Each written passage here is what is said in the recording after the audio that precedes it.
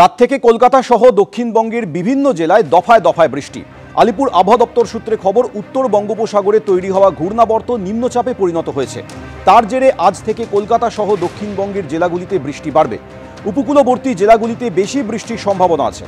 আবহাওয়া দপ্তর সূত্রে খবর, আগামী সোমবার পর্যন্ত এই নিম্নচাপের প্রভাবে বৃষ্টি চলবে। বঙ্গোপসাগরে আরেকটি নিম্নচাপ তৈরি হওয়ার সম্ভাবনা রয়েছে। সেই নিম্নচাপ শক্তি বাড়ালে মঙ্গল বুধ পর্যন্ত দক্ষিণবঙ্গের বিভিন্ন জেলায় বৃষ্টি হতে পারে।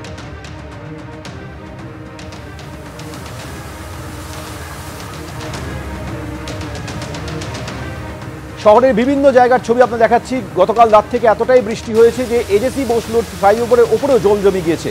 উত্তর কলকাতা থেকে দক্ষিণ কলকাতা যেদিকেই চোখ যায় রাতভর বৃষ্টিতে জমা জলে দুর্ভোগ বেড়েছে। সকাল হতে না হতেই কিন্তু এই কৈখালিতে সাধারণ মানুষ এবং নিত্যযাত্রীদের যে দুর্ভোগ সেই ছবি কিন্তু ধরা পড়ছে। গতকাল রাত থেকে যে বৃষ্টি হয়েছে তার জেরে ভিআইপি রোডের একাংশ জলমগ্ন।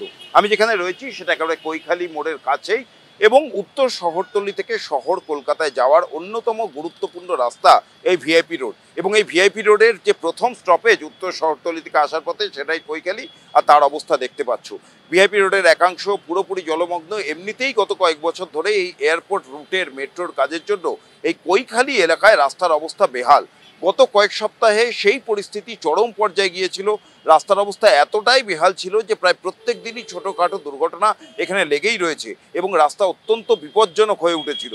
তার মধ্যে বৃষ্টিতে এভাবে জল জমেছে, স্বাভাবিকভাবেই বুঝতে পারছো তার প্রভাব কিন্তু যান চলাচলে পড়ছে এবং সেই ছবি দেখা যাচ্ছে। আমার সহকর্মী শান্তনু দত্ত সেই ছবি তুলে ধরছে।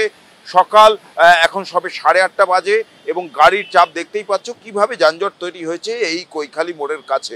এবং শুধু তাই নয়, দু চাকার যান প্রচুর যাতায়াত করে এই রাস্তা দিয়ে এবং তাদের ক্ষেত্রে কিন্তু এই যাত্রা অত্যন্ত ঝুঁকিপূর্ণ এবং বিপজ্জনক হয়ে উঠেছে। কারণ এই কৈখালি এলাকায় রাস্তার অবস্থা বেহাল। গত কয়েক বছর ধরে আগেই বলেছি সেখানে খানাখন্দে পড়া আর জল জমে যাওয়ার ফলে কিন্তু সেই খানাখন্দ দেখার কোনো উপায় নেই। তার উপর দিয়েই ঝুঁকি নিয়ে প্রায় প্রাণ হাতে নিয়েই সাধারণ মানুষকে এখান দিয়ে যাতায়াত করতে হচ্ছে। শুধু এই কৈখালি নয়, কলকাতা বিমানবন্দরের সামনে এয়ারপোর্ট 1 নম্বর গেট, তার যে সার্ভিস লেন সেটাও জলমগ্ন।